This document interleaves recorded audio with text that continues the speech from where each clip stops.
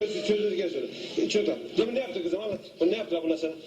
Evet. Öğretmenim demin ben şimdi soru yazıyordum tahtaya. Evet. Soruyu yazdım. Çocuklara ben kendim cevapladım. Evet. Tahtaya teker teker çıkardım. Evet. Öğretmenim anlatsınlar diye. Diğer çocuklar bazı kişiler anlamıyor diye. Anlatsınlar dedim. Oradan şey diyor ki Burak yok ben bugün başkanım. Yok sana not verelim. Yok şöyle yaparım böyle yaparım. Ben burada ders anlatmaya çalışıyorum. Herkes kendi aleminde. Ben böyle başkanlığı nasıl yapayım şimdi? Ben bir günde 70 soru yazdım ve bu soruları size anlatmaya çalışıyorum. Hepsini size anlatmaya çalışıyorum. Siz de anlayın, siz de yapın, siz de yazılımdan yüz alın diye.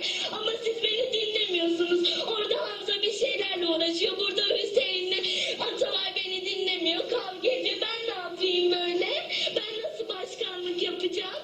Ben kendi hakkımla yüz aldım. Hep kendi hakkımla yüz alıyorum. Evde çalışıyorum. Sizin de yüz almanızı istiyorum. Bakın hala orada Fatma'nın bir şeylere bakıyor. Beni dinleyen var mı? Ben burada ağlıyorum. Ben size bir şey öğretmeye çalışıyorum ama sizin yaptığınız şeye bak. Ne yaptınız bu? Ben de bu sınıfın başkanı. Sizin de olmanızı istiyorum ama siz böyle yapıyorsanız yani yazıklar olsun size. Aferin. Başka bir şey de demeyeceğim. Aferin. Aferin. Alkışlayın. Alkışlayın. Aferin. Aferin. Aferin kızım. Söyle. Sen yap.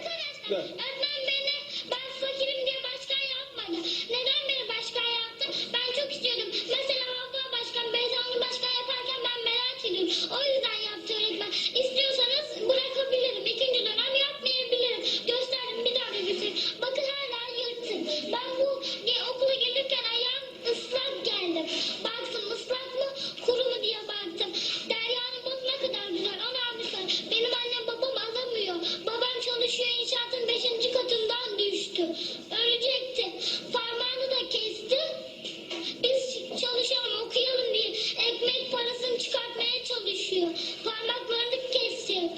Parmakları kanadı. Yani bu sizin yaptığınız insanlara sığar mı İsmail? Sığar mı Burak?